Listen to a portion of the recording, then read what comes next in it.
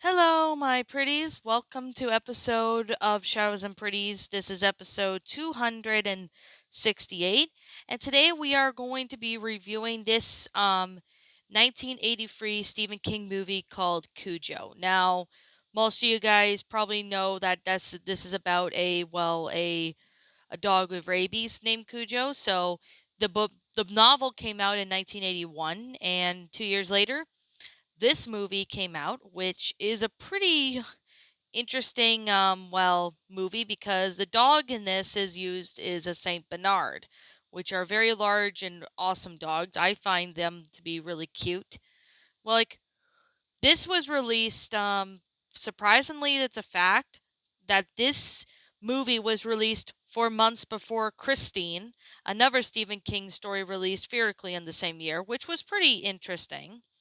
This film was directed by Louis T. Gugg, and it stars, Dee Wallace, Daniel Hug Kelly, etc. I mean, it's a pretty good film, and we all know that, this film is a really awesome movie. I personally really like it. I mean, it's a little upsetting a bit, but it is okay though. Now, there is an additional adaptation which apparently the fun fact about this one is pretty much in 2015, Sun Classic Pictures announced that it would be develop another adaptation called Cujo, but it stands for Canine Unit Joint Operations. Nothing came after its announcement, so I don't know if that says rumors or not, but who really knows, to be honest. I mean, I personally thought this was a pretty good story. Apparently the original director, Peter Medek, who left the project 2 days into filming. So, of course, along with, DOP, Anthony B. Richmond, and they were replaced by Louis Teague and Dan Bonnet, respectively, as Cujo was played by four St. Bernards, several mechanic dogs, and a black Labrador Great Dane mix in a St. Bernard costume. In some shots, stuntman Gary Morgan, who played Cujo while wearing the large dog costume, Carl Miller was the trainer for the dog and the dogs in Cujo, to which it was pretty interesting actually, because with stuff like Jaws, the shark movie Jaws. With Jaws, they use mechanic sharks for certain shots for certain parts of the movie, which, I mean, I did a review on that in Shadows and Pretties, so you could also find that on my Shadows and Pretties playlist if you guys have not seen it. So, I am going to go ahead and, explain about what this movie is about, especially for those who have not seen the movie in like a really long time and would like a refresher. And this is going to be a great opportunity for those who haven't seen the movie yet.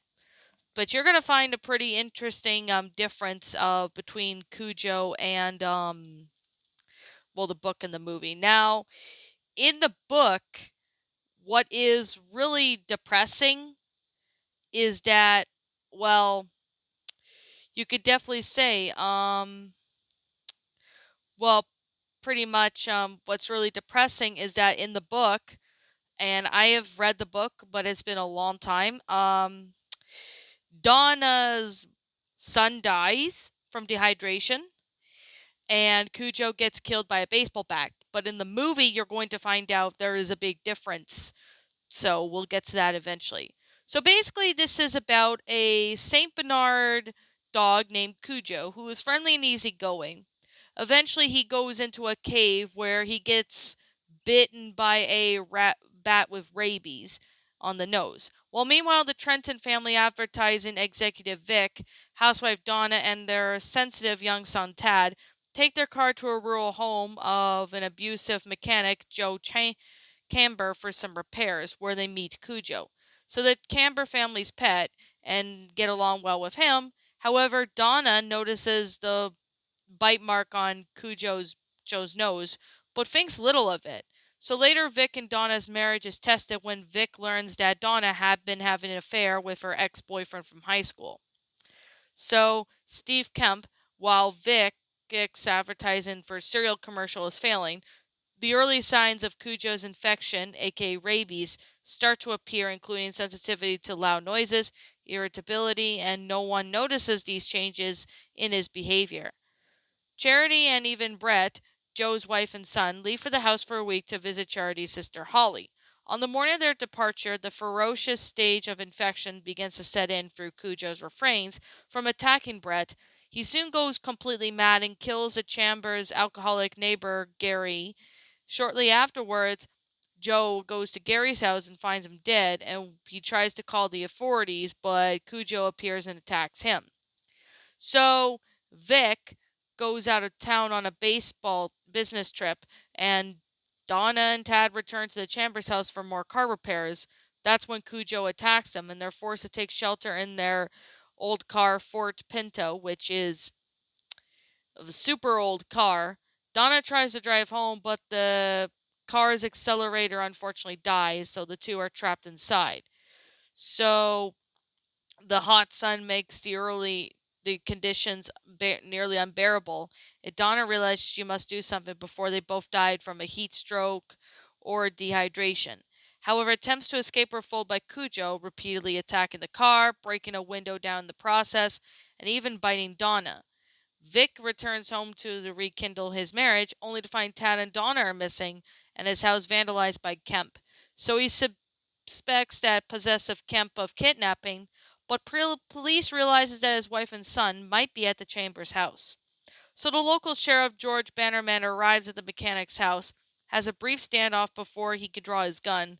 Cujo unfortunately kills him, knocking off the catwalk into the barn and mauling him to death. So later, Donna attempts to get into the house to bring the dehydrated and overheated Tad water, but is stopped by Cujo.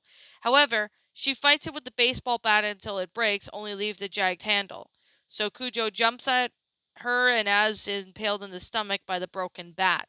However, Donna takes the sheriff's gun and contemplates on shooting him, but decides saving Tad is more important. So Donna revives Tad inside the kitchen. However, Cujo breaks through the kitchen window and is alive, but tries to attack Donna. However, Donna shoots Cujo dead before Vic arrives and reunites with his family. And that's how the movie ends. Now, I personally really enjoyed Cujo. I thought it was a really good movie. I mean, it's depressing because it's involving a dog with rabies. I've seen the movie where, Cujo looks fine in one image, but when he gets rabies, I mean, he's like, his face is all bloodied and that. I'm like, holy hell. I mean, they did a pretty good job, with the makeup effects they did with Cujo. I mean, I remember watching this movie a few times, and while it's depressing and sad, I still thought this was a pretty good movie. Even though it came out in the 80s, I personally really enjoyed the film. Now, the main difference in the book is that Tad dies and Cujo gets killed by a baseball bat, but in the movie, Donna shoots Cujo, and Cujo dies while Tad survives. I don't know why they in the book Tad dies and Cujo doesn't get shot by the gun in the book, but in the movie Tad's alive and he gets shot by the gun in the movie. I mean, it kind of makes me wonder. Maybe they decide to change the ending a bit.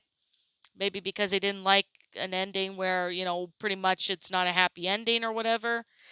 But still, with that being the case and that being said, I personally really enjoyed this film. While it is a pretty good film, even though it came out in the 80s, I still really like the acting. The acting was well done and made. And I mean, to get the dog to do the stuff that dogs normally won't do or whatever, I mean, that must have took a lot of training for the Saint Bernards to do that. I mean, when usually when a dog gets, it kind of reminded me a bit of Old Yeller, that movie. I did review that on Shadows and Pretties at one point where Old Yeller gets bitten by a rabid wolf and he ends up getting shot because he had rabies. Well, when I looked at rabid Old Yeller, I think of, Cujo when he got rabies. So I was getting a bit of Old Yeller vibes when I was watching Cujo a bit, mainly at the rabid dog scenes. But I still thought it was a really neat Stephen King movie. I mean, the fact that, Old Yeller, even though the movie came out in the 50s, that one was a dark movie. But in this one, Cujo, oh my goodness, it's just as dark as Old Yeller, but as well as the other Stephen King films. But here's the thing. This is why I enjoy Stephen King. Stephen King makes a lot of great things, does a lot of crazy stuff too. Like, I mean, he does a lot of crazy stuff, but I personally really thought that it was a really nice movie, and I still really like it. I get, a bit of Old Yeller vibes when I see, Cujo, a rabid dog being affected by rabies. I think of Old Yeller because, yeah, that's what happened in the movie. Old Yeller gets bitten by a rabid dog and he ends up getting rabies. He ended up having to be shot. And Cujo in the book gets killed by the baseball bat, but in the movie he just gets shot and put down by, well, Donna in the movie, which I personally like the movie better than the book because in the book Tad dies, but in the movie he doesn't. So I personally like the movie better. That's just my opinion though, but I can respect your opinion if you prefer the book or if you prefer the movie, whatever is your choice. Well, I guess that's all we really have to say right now. So, yeah.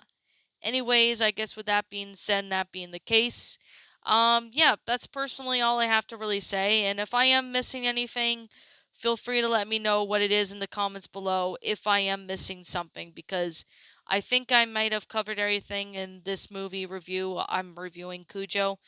Will there ever be a remake of it? Well, I don't know actually. It's like 40 years old, so maybe the movie might get a remake. I don't know, but that's all we can really say is that I don't know if it'll ever get a remake. It might not. Who really knows, to be honest? And if this movie does get a remake, I'm really hoping the remake is just as good as the remake of it. So I guess that's just all I have to really say. And like I said, if I'm missing anything, let me know what it is in the comments below. So I guess with that being the case and that being said, like I'm always going to say right now, this is just simply my own personal opinion. If you happen to disagree with me, that's perfectly fine too. We're all entitled to our own opinions regards to these movies. This is just my own personal thoughts. If you like the book Cujo better than the movie, I respect your opinion. If you like the movie Cujo better than the book, or if you like them both, or whatever, if you like them or not, feel free to let me know what you guys think in the comments below, because I like to personally hear what you all think.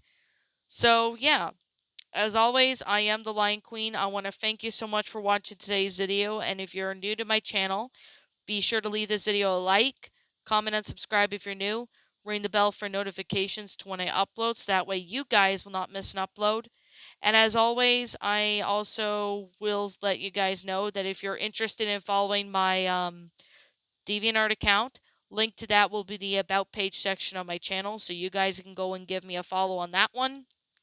Also, I am going to say right now that if you want to follow me on Twitter, link to that will be in the About page section of this channel.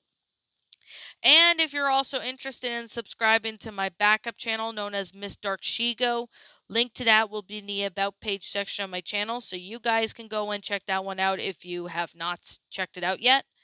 And if you want to subscribe to that backup account you whenever you can, or if you don't think you have yet, be sure you do so. So, I guess with that being said, and that being the case, I will be seeing you guys all next time when I review another Stephen King movie, to which I don't know which other movie I'll be reviewing, but I will, you'll see it eventually. So, anyways, with that being said, and that being the case, I want to thank you so much for watching yet again. Also, I know I repeat myself, but I'm going to say this again. If I'm missing anything about this movie that I have not covered, let me know what it is in the comments below. So, yeah, that's pretty much all I have to say. So, I'll be seeing you guys all in the next video. Peace out, and like always, I'll see you all next time.